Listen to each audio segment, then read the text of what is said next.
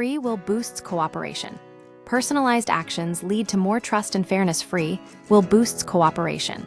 Personalized actions lead to more trust and fairness. New research suggests that giving people more freedom in social situations can dramatically increase cooperation, trust, and fairness. The international study, involving Kobe University researchers, challenges the assumptions of traditional experiments on human behavior.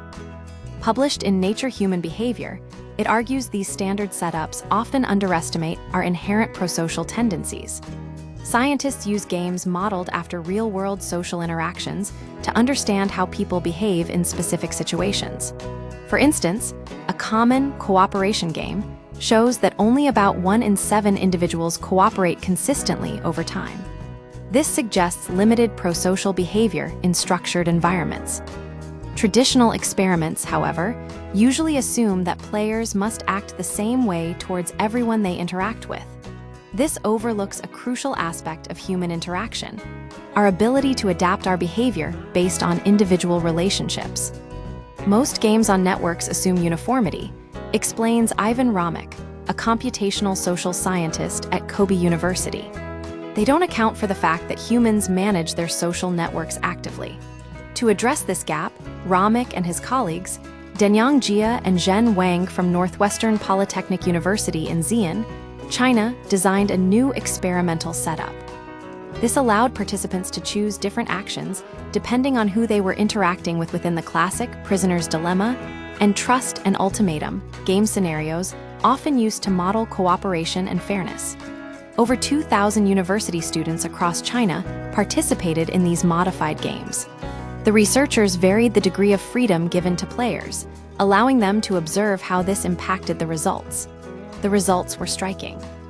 In the Prisoner's Dilemma, cooperation rates soared from just 14% when participants had limited choices to over 80% when everyone could personalize their interactions. Trust and fairness exhibited similar dramatic increases. Even in mixed groups where only some players had this flexibility, prosocial behavior improved significantly.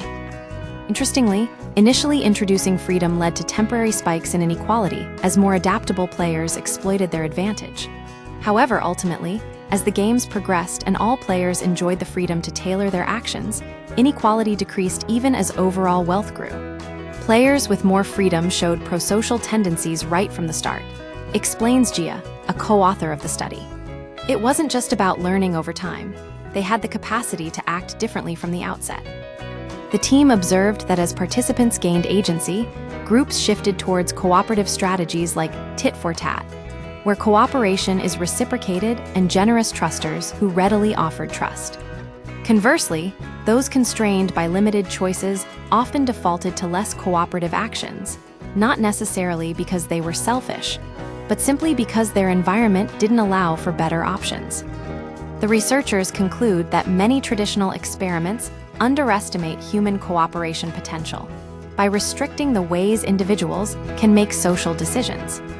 They argue that future behavioral research should reflect the reality of personalized interactions and individual adaptation within social networks to accurately capture the complexities of human behavior.